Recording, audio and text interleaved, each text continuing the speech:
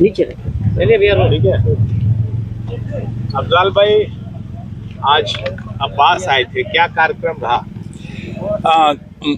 मुख्तार के इंतकाल के बाद 10वीं का फातिहा आज था और उसमें शिरकत करने के लिए उन्होंने याचिका जो दाखिल हुई थी सुप्रीम कोर्ट में, तो माननीय सर्वोच्च न्यायालय ने उन्हें 4 दिन की मांग थी, तो 3 दिन की कस्टडी पैरोल ग्रांट की और इस अवधि में कहा कि वो कासगंज जेल से गाजीपुर जेल में रहा करेंगे और 10 तारीख को अपने पिता के फातिहे में शिरकत करेंगे, जैसा कि आज हुआ।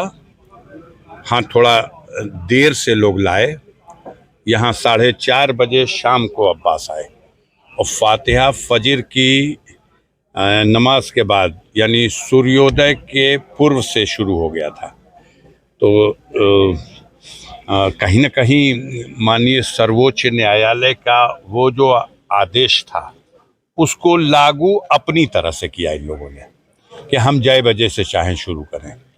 बहरहाल मगरिब बाद रोज़ा रमज़ान आज आखिरी दिन था, ईद का चांद भी दिख गया, तो अफ्तार करने के बाद आकर के यहाँ फातिहा पढ़ा गया। अब्बास ने फूलों की चादर अपने पिता और अपने दादा दादी की मज़ार पे चढ़ाई, मिट्टी डाली और कुरान की तिलावत हुई, फातिहा पढ़ा। अफ्तारी में अब्बास शामिल रहे जी, अफ्तारी में अब्बास हाँ शामिल हाँ रहे। हाँ, अफ्तारी तो वहीं घर पे। दरअसल ये लोग कल ही हमसे मिले थे, जब जैसे ही आर्डर हुआ हमने कहा कैसे होगा कि आपको सहूलत होगी, कहे कि परिजनों तक, नातेदार रिश्तेदारों तक सीमित कर दीजिए। हमने देखा था कि जो मुख्तार की जिस दिन मिट्टी आई थी और उनके दफन के बाद मिट्टी देने के सवाल पर जो एक थोड़ी देर के लिए नाखुशगवार वाक़या पेश आया, तो हम भी नहीं चाहते थे कि हम लोग गम के इस मौके पर कोई ऐसी चीज़। अब जैसे कहिए तो जैसे उन्होंने बताया, पहले उन्होंने एक पत्र दिया एसपी साहब का और उस पत्र पर ही कहा उन्होंने जो कार्यक्रम है लिख दीजिए। मैंने आज की तिथि का और कल 11 तारीख ईद का दिन है, पूरे देश में ईद मनाई जा रही है। हमारे घर में ईद खुशी के पर्व के रूप में नहीं मनाई जाएगी, लेकिन मुख्तार अब जिंदा नहीं रहे तो उनके न रहने में, दुनिया में वो नहीं है, तो उनके न रहने की ये पहली ईद होगी।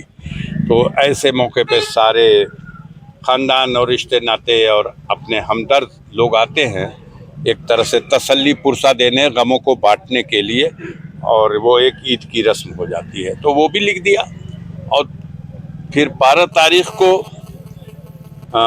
मुख्तार को दफन किया गया है। यहाँ मौत तो हो गई थी 28 तारीख को, लेकिन दफन से जोड़ा जाता है तो दफन हुआ 30 तारीख को।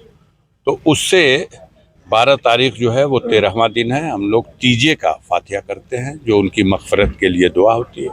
तो इन तीनों कार्यक्रम लिख के दे दिया था। हमने कहा कि देखिए, इसी में ईद का मसला है, ईद की नमाज अगर पढ़ने वो मोहम्मदाबाद आएंगे तो हम स्वयं तस्लीम करते हैं कि उस बड़ी ईदगाह में इतनी बड़ी भीड़ में शायद हम भी सब कुछ कंट्रोल नहीं कर सकें, अनुशासनहीनता होगी। तो माननीय सर्वोच्च न्यायालय के आदेश से सब कुछ हो रहा है, तो जो रिलीफ मिला है उसका हम कोई नाजायज़ इस्तेमाल नहीं करेंगे।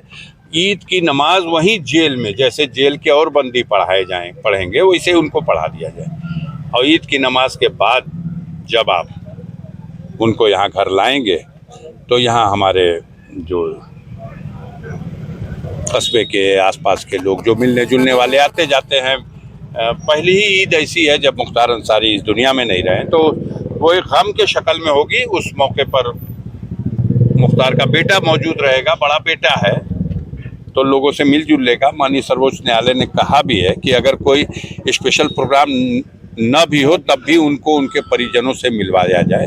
तो हम लोग उम्मीद रखते हैं कि वो उम्मीद पे तो दुनिया कायम है। अगर उम्मीद सुप्रीम कोर्ट के आदेश को भी ट्विस्ट किया जाएगा तो हम उम्मीद रखते हैं नहीं करेंगे लोग, अगर करेंगे लोग तो हम लोग फिर सुप्रीम कोर्ट जाएंगे। सर, एक पॉलिटिकल सवाल पूछना है। भाजपा ने आज आपके खिलाफ एक प्रत्याशी उतार दिया, पारसनाथ राय। हमारे ही खिलाफ क्यों भैया? भारतीय जनता पार्टी ने अभी गाजीपुर आप से ही- लोकसभा का जी, आप ही एक कैंडिडेट घोषित हैं, आप ही घोषित है इस वक्त, तो इसलिए कहा। तो भारतीय जनता पार्टी ने एक प्रत्याशी दे दिया, उनको जानते पहचानते हैं, कैसी लड़ाई मानते हैं? अब हमने कई अभी देख रहे थे झा साहब को, तो कहे हमें फोन करके पूछना पड़ा कि ये कौन है। फिर आप ही में से कोई सज्जन उनको इंटरव्यू कर रहे थे और उन्होंने पूछ लिया कि आप टिकट मांगने वालों में थे, तो बड़े ईमानदारी से उन्होंने कहा कि मैंने टिकट न मांगा था, न मैं उस कतार में था। तो ये तो दरिया दिली है देने वालों की।